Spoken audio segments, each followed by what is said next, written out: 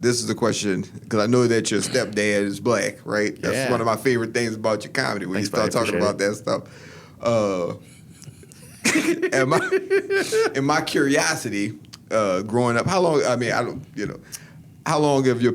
early 20s. I was in my early 20s when they got together. Okay, so what secret black stuff have you learned in your time with Keep your in blended mind, family? People will see this. Oh, yeah. I'm like, damn. Thank them. No, I'm just saying, because we know...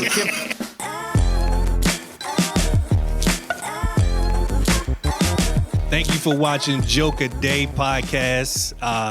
If you checking us out now, you're in season 2. So you made it through 8.5 episodes. And if you're rocking with us, you still like us. So we appreciate you for staying with us. Yeah. If this your first time finding us, you need to go back to season 1 and check out everything we put out already, because we got some dope content out there for you.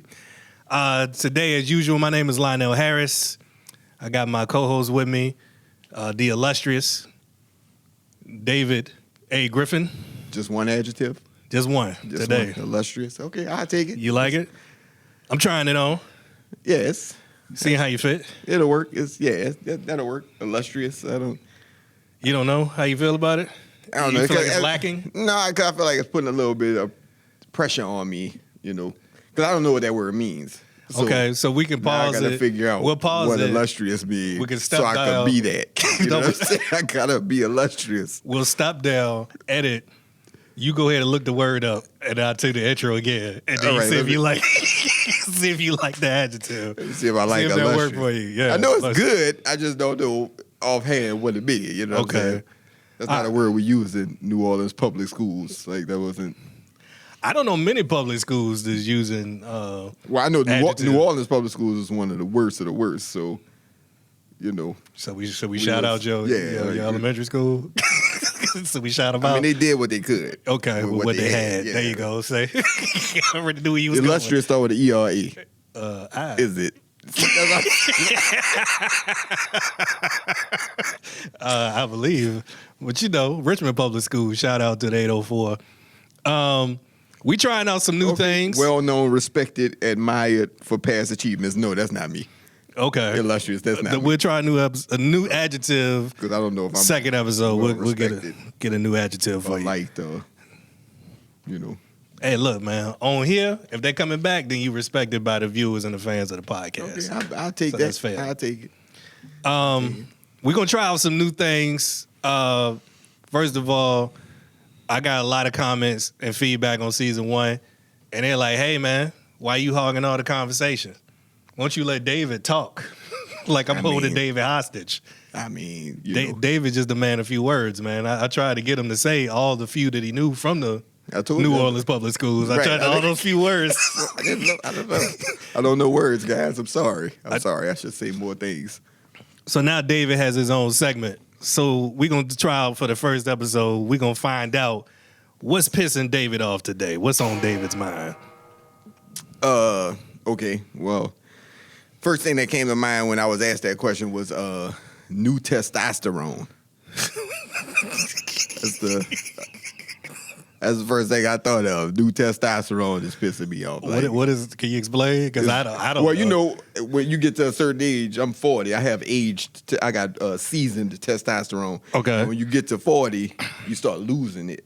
Right. I heard. And I live in a house with a 17-year-old, so he got an influx of new testosterone, and it's making me mad because with new testosterone, everything you do lead to a 6-pack.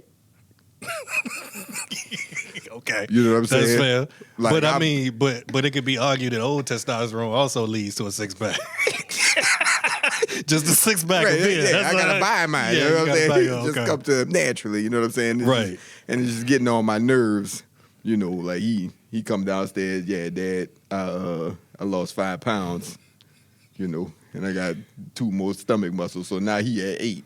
Right, okay. And all he eat is Wendy's. Yeah, he like Lego Batman. Yeah, it's just making me mad, I don't know. I don't like it. All right, that's what's pissing David off. Yeah, new testosterone. Just new testosterone, that's all. Okay. Something simple like that. I'm gonna try my own segment, but for the sake of time, I'll spare y'all today. I'm I'm gonna get to our guest. We got a very special guest today. Let me look at my notes because he got an intro. Yeah, he might be illustrious now. You see what I'm saying? Yeah, okay, let's use it for him. That might work as a word to describe All right, let's him. hear it. I'm gonna throw it in there. You know. So our next guest produces independent shows around the state. Yeah. Okay. Yeah. He produces the famous, even though they're supposed to be a secret, Don't Tell comedy shows in Richmond and Virginia Beach. Yeah. He's a regular at the Virginia Beach and the Richmond Funny Bone. Yeah. Newly married. Yeah. Family man. Yeah. Nicholas DiLorenzo, better known as Nick Deez. The illustrious Nicholas Deez. Say what's up. I like illustrious. That's cool. You like it? It feels nice for me because I got one kid and I didn't make him, but you got a bunch. So I'm like, yeah, well, illustrious. I'm like, yeah, those are big shoes to fill. But I'm like, it sounds nice. Yeah. It makes me feel good. Yeah. Yeah. It's because you already. It's probably a lie. It's a lie. What I mean, you respect it though. That's what I'm saying. You got one kid, and sure. I'm pretty That's sure not true. You don't. Yeah, He checks me more than anybody else. Yeah. I mean, well, and from what I know of your son, because I see you post him a lot. And he's a fine artist. I saw the LeBron photo. He drew Shaq. Shaq. I didn't post that one yet because he wasn't done, but he drew Shaq after he drew LeBron. He drew Shaq. Okay. That's dope. Got good taste in players. Right. But one thing I do know about your son from your post too is that he does jujitsu, right? Yep. Yeah, dude, he's good. Yeah. I train myself, and I just think it's weird that you letting him do that because As a stepdad, I know he's gonna whoop my ass. Yeah, one day. you creating a threat in your own house. I don't understand why. No. You better have your own new testosterone problem. Yeah, that's what I'm saying. Well, I think because I am a stepdad, I innately have that thing of like, hey man, I'll fight you and your dad.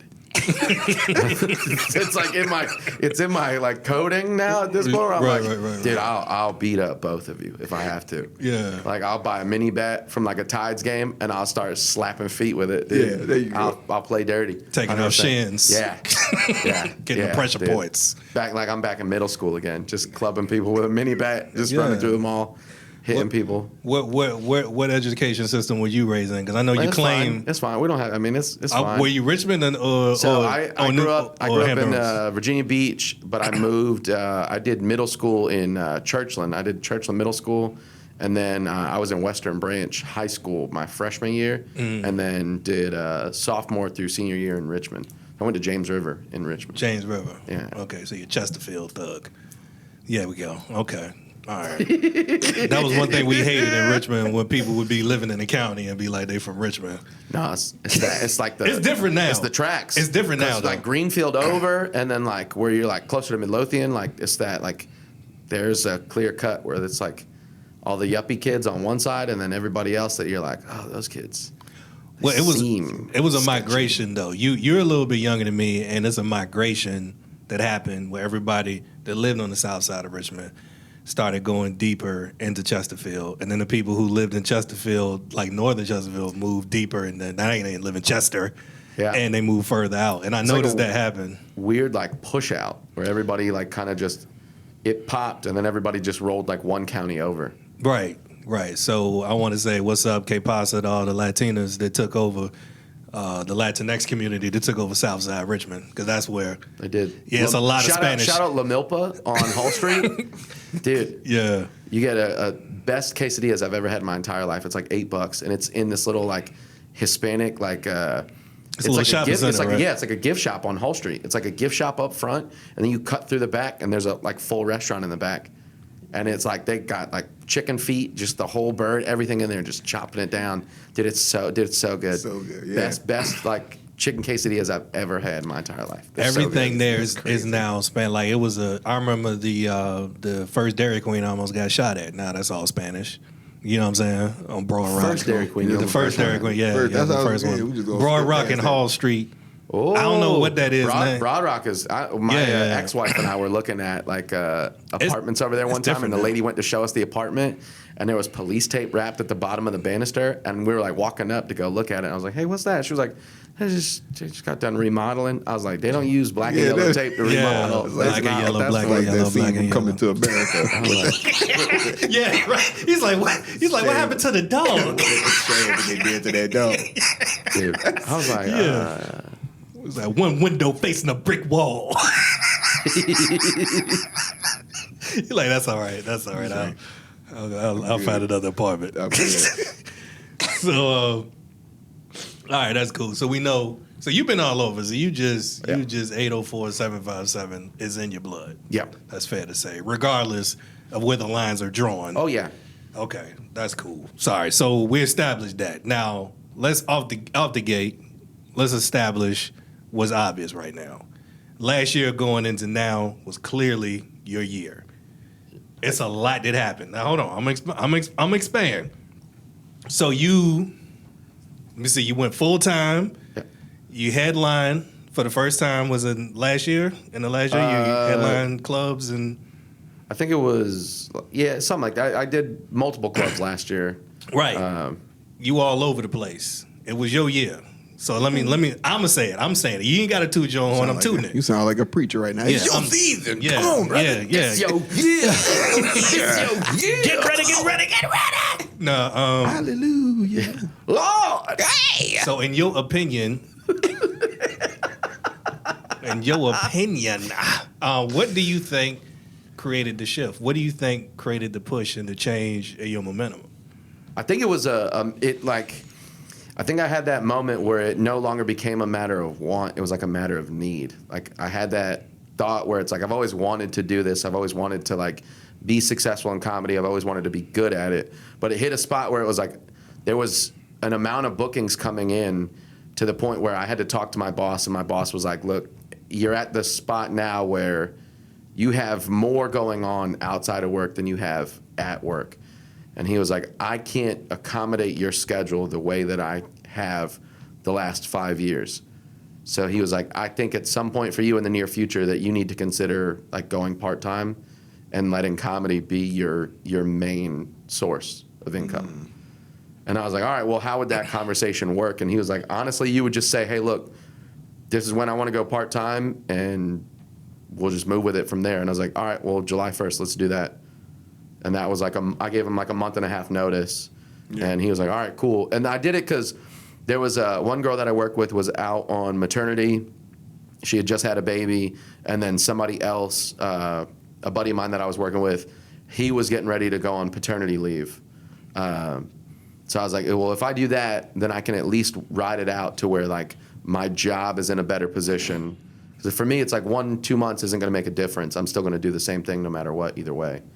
But yeah, it was a matter of like, I needed to be like pressed up against like, you know what I mean? I had to be backed into that corner where I had no choice but to like fight out.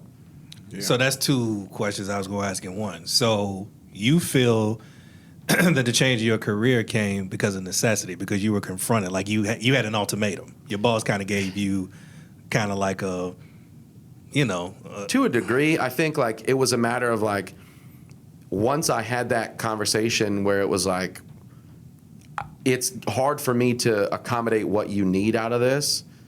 And I was like, all right, well, I was faced with that. The reality was like, well, I can't just quit the job because I need the benefits. Mm-hmm. So it's like, if that's the case, then now more than ever, I'm at a spot where it's like I'm coming up, next month will be 6 years that I've been doing stand-up. So it's like, I'm at a spot now where I feel like that's like the trial by fire years. It's like that's like where you determine whether or not you're going to figure it out and make it work, and you're going to actually like pursue stuff deeper than like surface level, like, you know, Mike's shows, whatever, mm-hmm.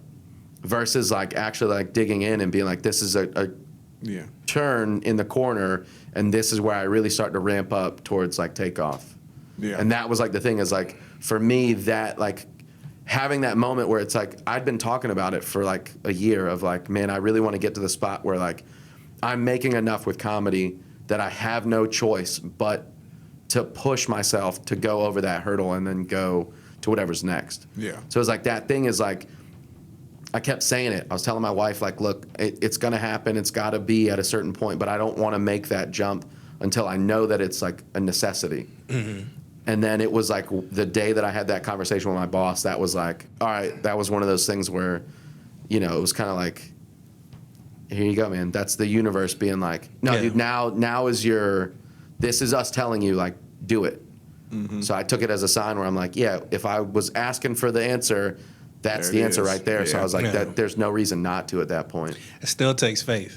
That still takes a belief in yourself, because because a person could be confronted with that, get gripped by fear, and still try to hold on. Yeah. So you still made a leap, man. And my hat is off to you for doing it. And congratulations on your 6 years. Thank you. So I was going to ask what made you decide to go full time, but it seems like what made you go full time is the same thing that gave you the push that created the trajectory in your career anyway. Yeah. You felt some fire under your button that made you because so I did, you know, last year, it was July 17th of, I guess technically 2022 at that point. Like coming out of 2022 into 2023, I did Kazi's and I did a crowd work show, and I sold out the club, and I had like almost 140 people in there, to the point where we had to turn people away. Yeah. Which was like a huge moment for me, because like a buddy of mine that I'm like cool with, who is like, he opens for like big comics, he does stuff on the road. You know, me and him had talked about stuff, and he was like, "You don't want to say his name? Shout him out." Or is it a secret? Well, I mean, it's like I don't want to like. I'm not trying to put you on the spot. I know if you just get the opportunity. David Lucas. I was talking to David Lucas about it, and he was like, "Are you trying not to name drop?" Yeah, I don't want it to be like a braggadocious thing where it's like, oh, I don't want it to sound like name dropping. Yeah, gotcha. But I was talking to another like comic who he is a headliner of his own. He sells out clubs all over the place, but he's like opening arenas for like some of the biggest names in comedy right now. And he told me, like, because I asked him about it, I'm like, what does that look like? What does that moment look like where you know that you have no choice but to like pull the ripcord? Yeah. Like, how do you know when it's the time to like to jump? And he was like, you'll know when it's time to do it when everybody in your scene with you. When everybody is behind you, that's how you know. So when I did that show and I sold out, I was like, that felt like one of those things where I was like, that was like a stepping stone. Yeah. And I'm like, okay, so here's like one more step closer to the edge of like jumping off, you know? And I was like, all right, well then I did that. And then I did Sandman after that. And I headlined that club, and I sold the same number of tickets in a different city. So it's like, I sold 140 tickets in a city that I live in, you know, at a club that I've done stuff at for years. I sold the same number of tickets, if not a couple more, at a city that I no longer live in. Yeah. Had people come out and pay, you know, granted the tickets were like $5 a ticket. So it's not like financially, it's not like a big deal, right? But it's still like the head count is what matters. You know what I mean? Getting that many people into the club. He paid me a flat rate regardless, but having that many people show up that specifically came out to support. There was people that I hadn't seen in years, like my old boss, like coworkers from when I worked at Sprint up at Willow Lawn, like came out. And it was like a thing where I was like, wow, so this is like another feather in that cap. So it was like, that's another step getting across the pond. You know what I mean? Like that was another stone. And like I've gotten to do other clubs since then, like headline one-nighters and stuff here and there. And went back and did Kazi's last year. And I did like an actual like show where I was like, I'm gonna go up and just do material. Because I did crowd work last time. I was like, I'm gonna just do material and I'm gonna record it and I'll put that out. And it was after, actually like one of the biggest pushes was, you know, shout out like Tim Macklin is another comic that I totally feel okay, name dropping. That is a dude that like, he passed away last year and it was like it was a big hit. And it was a thing that like when that happened, for me it was like, that was another thing that like made me that much hungrier to do, not just do right by me, but to do right by a friend. Because like we had conversations where he was like, dude, one day, man, we're gonna be at the Cellar, we're gonna be at that table, we'll be hanging out and we'll be passing notes and we'll be doing stuff that all of our favorite comics do. So it was like, when that happened, I was like, now it's like, it's do or die time. Like I have no choice but to do that. And I have to make that happen. And it was like a thing that's like, if nothing else, I can put that out and say when you get to the end of it, it says like, yo, this is for him. You know what I mean? So it was like a thing that to me was like a very big like emotional step. Yeah. And then like, again, I did that show and sold out that one.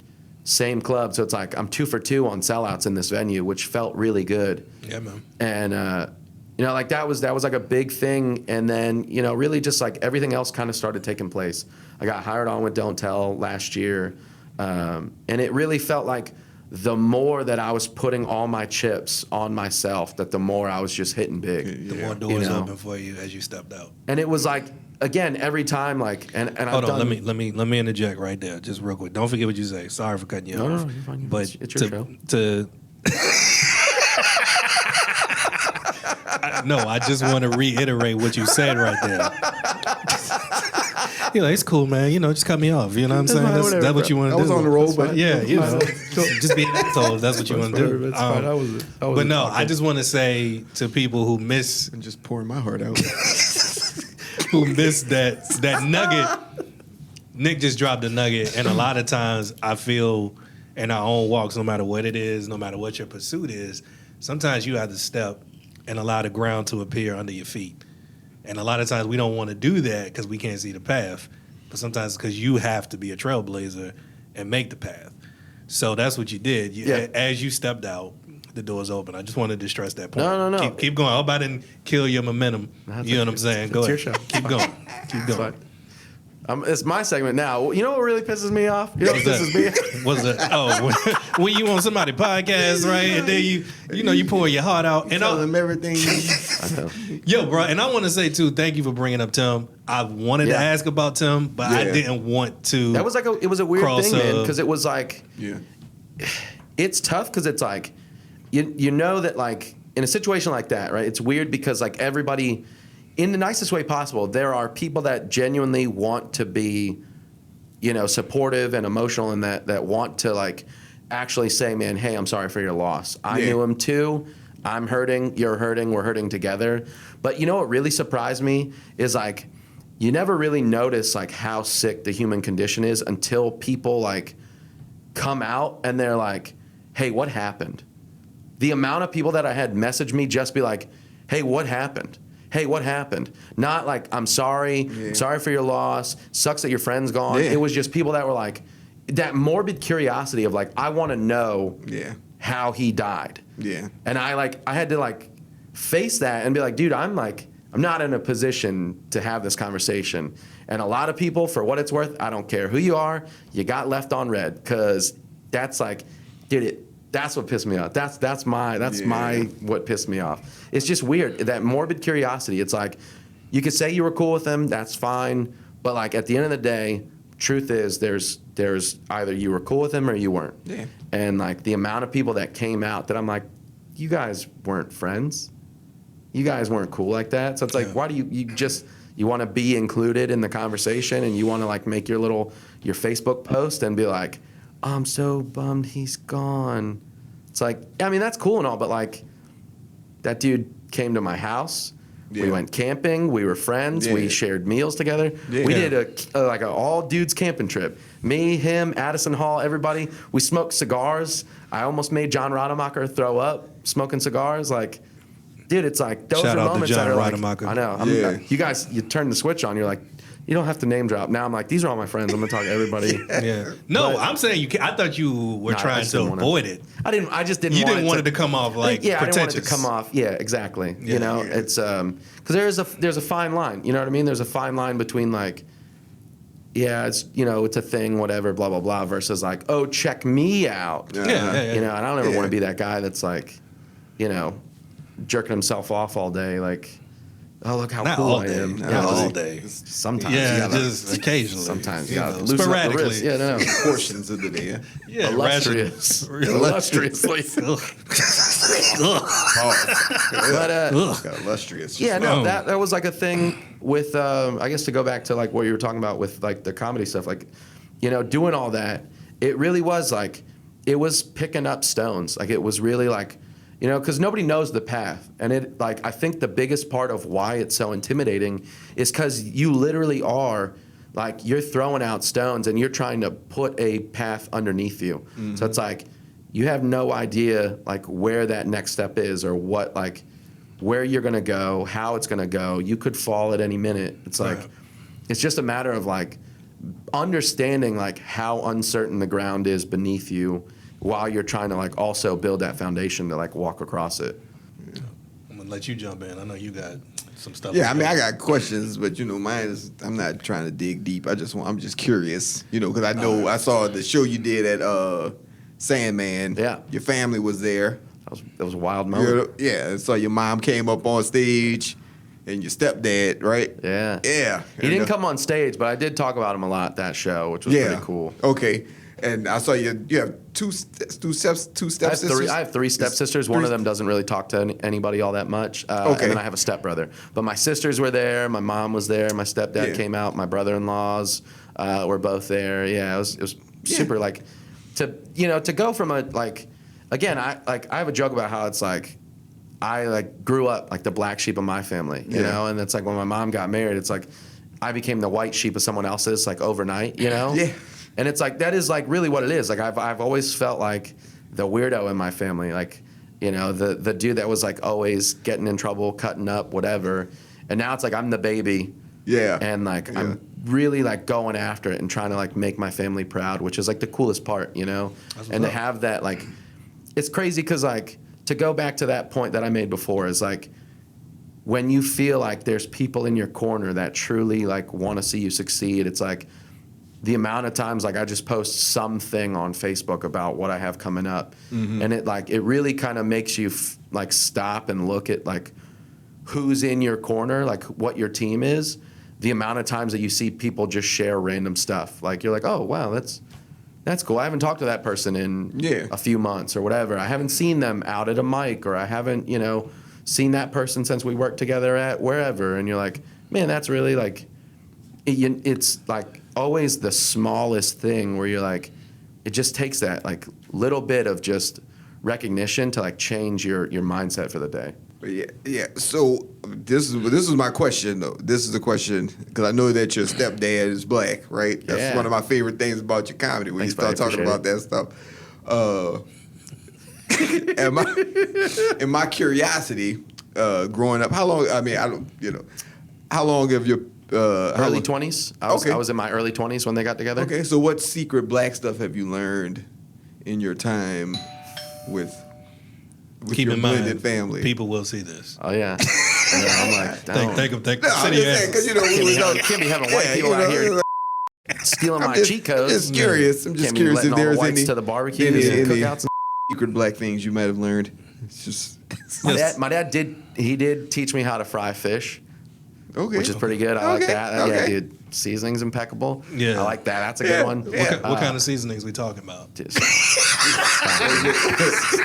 Stop, dude. We're not going to go that deep into the secrets. We don't want to, but he has the secrets now. He has the secrets. You got the juice now. Okay. He's got the juice. He's like, come on, man. Why you asking me about the season? Yeah, don't get up in there with my seasoning skills. I know. Well, like one of the coolest things is like as like a white guy who now has like mixed family, blended family. My sisters, I've watched like them go through various stages of like my nieces like growing up and getting to the point where now they're like doing different hairstyles and stuff like that. Yeah. So as a white guy, I always get to watch and be like, show me how to braid.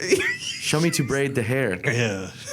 I'm about to sit like I keep joking about it, but I'm like, Uncle Nick is next. I'm gonna get just braid me up, dude. I would do it in a heartbeat, 1,000%. Yeah. Like in the least like funny way to do it, I would get cornrows just for the picture, just for the story, just because I'm like I love my nieces. Yeah, they're like, dude. I have nieces. I have one nephew, and he's the outcast. He's just the only boy we got. Yeah. But dude, yeah, I love it, man.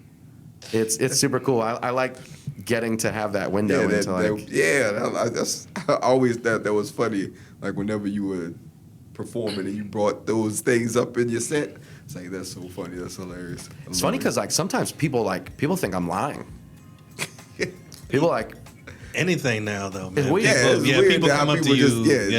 They skeptical. I had a lady like come up to me after a show and she was like, "Do you really have a black dad?" And I was like, "Yeah." She was like, "You don't look black." And I was like, Dude, you missed the entire part of the joke where I said stepdad. Yeah. Yeah, that's I was like, I also like on stage specifically say, not the white one, the black one. Yeah. And I'm like, dude, I'm like literally, I'm spoon feeding you. Yeah. I'm spoon feeding you Doesn't the matter. joke, and you're just like, Still not you gonna don't, matter. you don't look. How many times have you made a flyer for a show and people say, "What time is it? Where is it?" many- That's too many what I'm times. saying. That people Yeah. don't. You know what I I mean? love Nick Deez does my shows instead of Deez.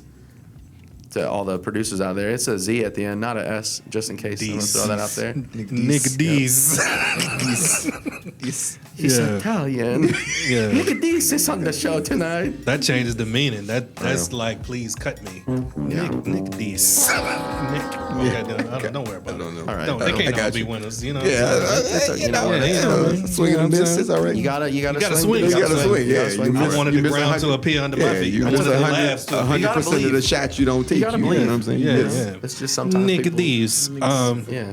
Super Spaghetti. Mario. Super Mario.